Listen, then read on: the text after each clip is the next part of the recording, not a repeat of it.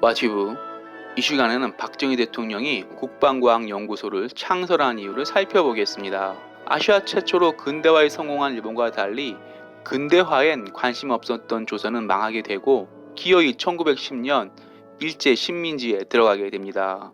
아시아 최초로 근대화에 성공한 일본은 1930년대에 항공모함을 직접 만들 수 있는 실력을 갖추게 되는데요. 청일전쟁, 러일전쟁 승리로 전쟁 자신감이 넘쳤던 일본은 1941년 12월 7일 항공모함에 전투기를 싣고 태평양을 건너 미국 하와이 진주만을 선전포고도 없이 공격했습니다. 일본은 미국을 공격할 것이라는 이승만 건국 대통령 경고에도 방심하다 기습 공격을 당한 미국은 곧장 세계 2차 대전에 뛰어들게 됩니다. 세계 2차 대전에 뒤늦게 뛰어든 미국이 1945년 8월 6일과 9일 히로시마와 나가사키에 원자폭탄을 투하하자 일본은 못 버티고 무릎 꿇게 되는데요. 원자폭탄 2방을 얻어맞은 후에 미국을 이길 수 없다고 느낀 일본은 1945년 8월 15일 무조건 항복을 선언합니다. 우리나라 힘이 아닌 미국에 의해 1945년 8월 15일 얼떨결에 해방한 한국은 미군정 3년이 지나고 1948년 건국하게 됩니다. 하지만 1950년 중국 지원을 받은 김일성 남침으로 시작된 6.25 전쟁으로 한국은 전 국토가 쑥대밭이 됩니다. 6.25 전쟁 당시 한국군은 너무나 가난했기에 한국이 만든 총안자루 총알 하나 없이 미군이 보급하는 무기로 북한, 중국과 싸워야 했습니다. 한마디로 한국은 근대화 따위엔 관심 없었던 조선 영향으로 가난했기에 총안자루 총알 한 발을 만들지 못했습니다. 6.25 전쟁을 지휘한 이승만 건국 대통령은 총안자루 못 만드는 한국 처지를 알고 1953년 10월 1일 미국과 한미 상호방위 조약을 맺고 북한, 중국, 소련이 가장 무서워하는 미군이 한국에 영구적으로 주둔하게 하여 한국 안보를 지켜냅니다.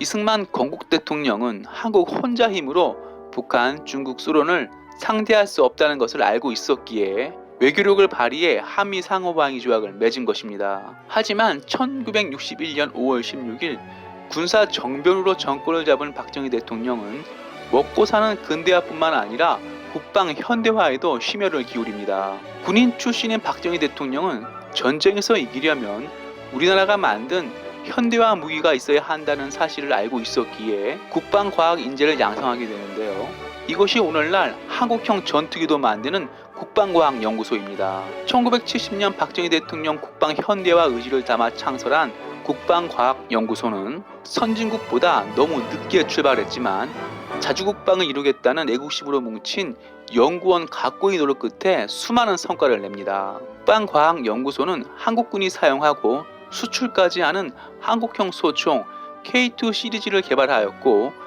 기계화 무기 개발에도 성공, K2 흑표전차, K9 자주포 등을 개발하여 한국이 만든 기계화 무기를 수출까지 하게 됩니다. 국방과학연구소는 소총과 기계화 무기뿐만 아니라 선진국이나 개발할 수 있는 전투기 미사일 분야에도 성과를 냅니다. 국방과학연구소는 한국 항공우주산업과 함께 한국형 전투기 KF-X 개발에 성공, 한국 영공을 동맹국 미국 전투기와 함께 지킬 수 있게 했습니다. 국방과학연구소는 미사일 개발에도 성공했습니다. 비록 미사일 거리 제약은 있지만 신궁, 비궁, 형궁이라는 전술 미사일 개발에 성공했고 적 주요 시설을 정밀 타격할 수 있는 탄도미사일 현무를 개발하여 공산주의 북한, 중국, 러시아로부터 한국을 지키고 있습니다. 이밖에 대잠 유도미사일 홍상어, 전술함 대지 순항미사일 해룡, 함대한 순항미사일 해성을 개발해 한국 육해공을 지키고 있습니다. 국방과학연구소는 미사일 거리 제한만 없다면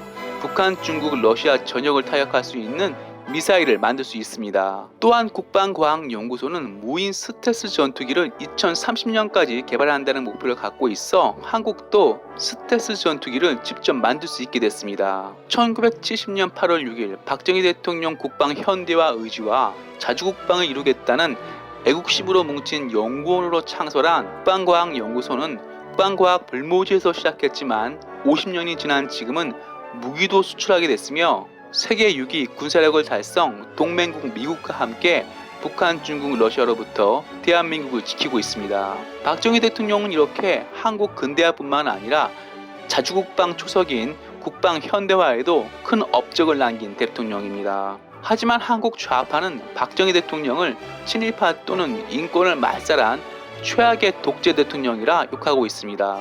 튜브 마치겠습니다. 유익했다면 구독, 좋아요, 회원가입 부탁합니다.